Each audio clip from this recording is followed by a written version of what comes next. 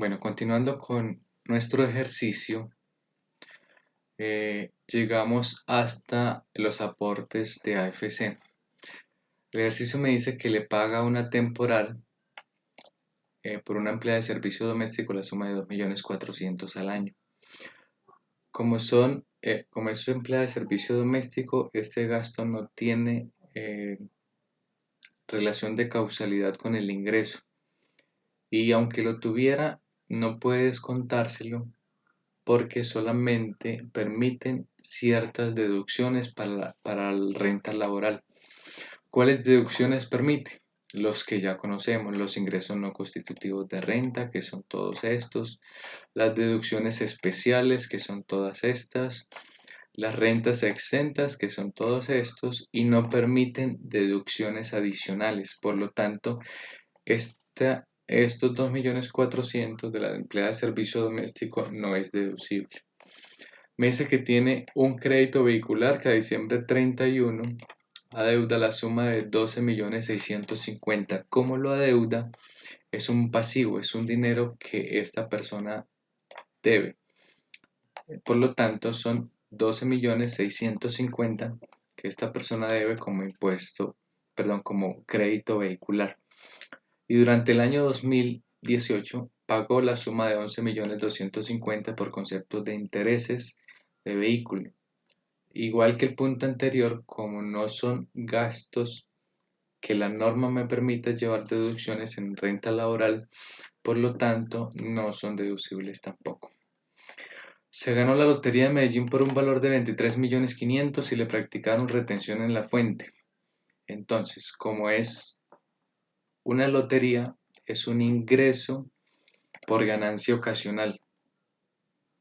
Las loterías no tienen un costo asociado a ese ingreso, porque usted no compró algo y luego lo vendió, sino que usted se ganó una lotería.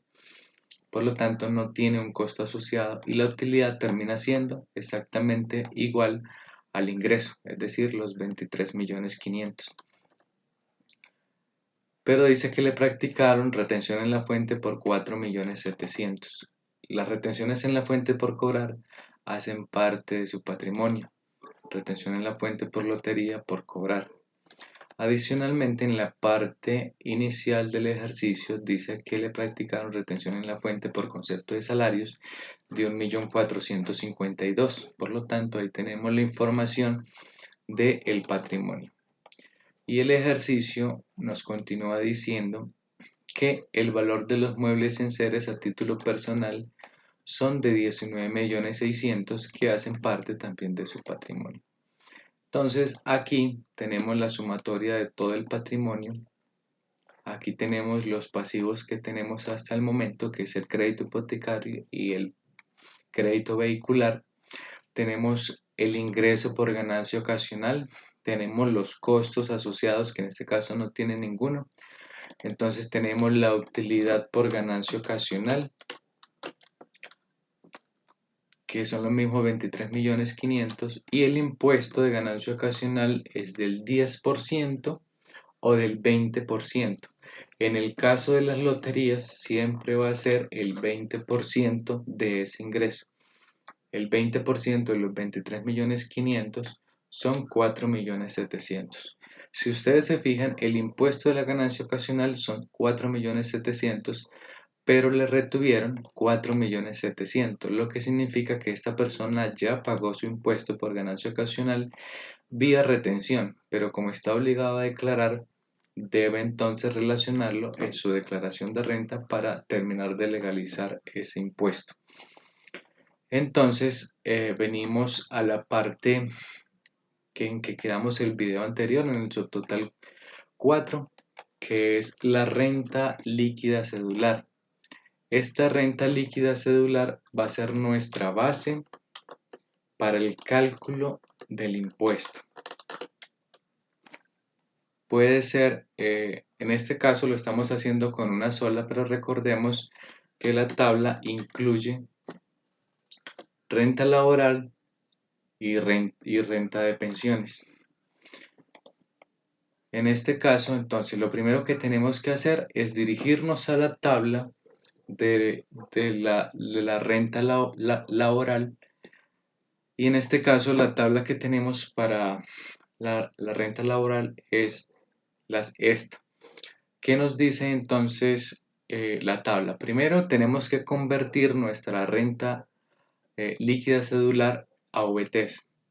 ¿Cómo paso mi utilidad antes de impuesto o mi renta líquida laboral a VTs? Lo divido por el valor de la VT. Entonces tomo los 60.329.000 y lo divido en 33.156, que es el valor de la VT. Entonces aquí me sigue dando la renta líquida, pero la renta líquida en VTs, que son 1.820. Cuando tengo esto, entonces me dirijo a la tabla y ubico dónde está esto, en qué rango están los 1.820 VTs. Aquí nos damos cuenta que está en el rango de los 1.700 a los 4.100 VTs. Entonces voy a aplicar esta fórmula para el cálculo de mi impuesto. ¿Qué me dice esa fórmula? Primero, convierta la base gravable en VTs. La base gravable son los 60.329.000. Los convierto en VTs, eso me da 1.820. A esos 1.820 réstele los 1.700 VTs. Entonces tomo el valor anterior y le resto los 1.700 VTs. Eso me da 120 VTs.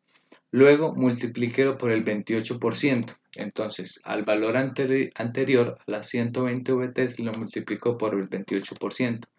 Eso me da un 33. Yo aquí no estoy manejando decimales porque estoy en Excel y Excel me toma todos los decimales.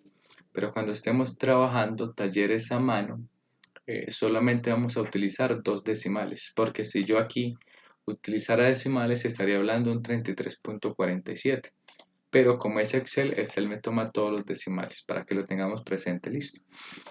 Ahora, después de multiplicar por el 28%, la norma me dice que entonces la tabla me dice que debo entonces sumarle 116 VTs. Entonces al valor anterior, que son las 33 VTs, le sumo 116 VTs. Y eso entonces va a terminar siendo mi impuesto. Ya después de aplicar toda la fórmula, va a ser mi impuesto en VTs. Entonces tengo que pasarlo a pesos. ¿Cómo lo paso a pesos? Multiplicando el impuesto en VTs por el valor de la VT. Entonces tomo los 149.47 por los 33.156.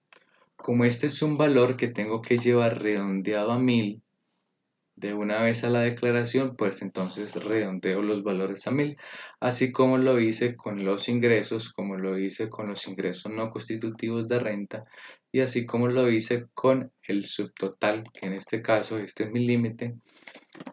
Como este es el límite que voy a llevarme, entonces voy a redondearlo de una vez al 1000 más cercano. Para llevármelo serían 40.659.000. Como esto es un valor informativo, pero va a ir en la declaración, también tengo que pasarlo al 1000 más cercano para presentarlo de manera informativa. Entonces, en este caso vemos que tenemos 4.956.000 como impuesto, a título de impuesto de renta.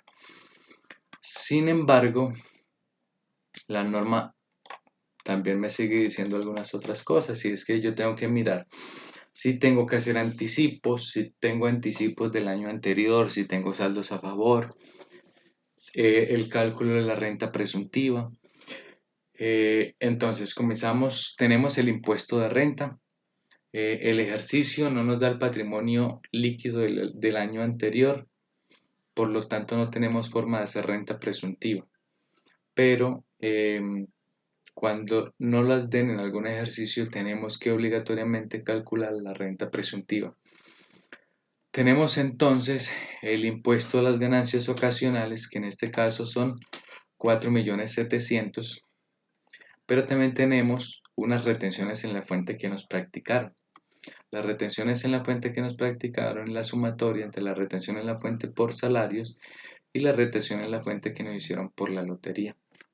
Y eso nos da un total de 6.152.000. La norma también me dice que tengo que hacer anticipo para el siguiente año, pero resulta que ese anticipo, ¿cómo se calcula? La norma me dice que debe ser el impuesto de renta que tengo multiplicado por el ejercicio. Me dice que declara por tercera vez, significa que tengo que multiplicarlo por el 75%. Recuerden que es el 25 si declara la primera vez, el 50 si declara la segunda o el 75 si declara de la tercera vez en adelante. Entonces lo multiplicamos por el 75 menos los certificados de retención. Pero si ustedes se fijan, el impuesto de renta es inferior a los certificados de retención. De entrada, cuando las retenciones en la fuente son superiores al impuesto de renta, no van a tener que hacer ningún anticipo. Pero cuando el impuesto de renta es superior a los certificados de retención, existe posibilidad de que les dé a pagar anticipo para el siguiente año. Entonces el valor a pagar neto termina siendo el impuesto de renta más el impuesto a las ganancias ocasionales menos las retenciones en la fuente que me practicaron. Ya en un próximo video vamos a ver cómo se pasa estos valores al formulario 210 para la renta laboral.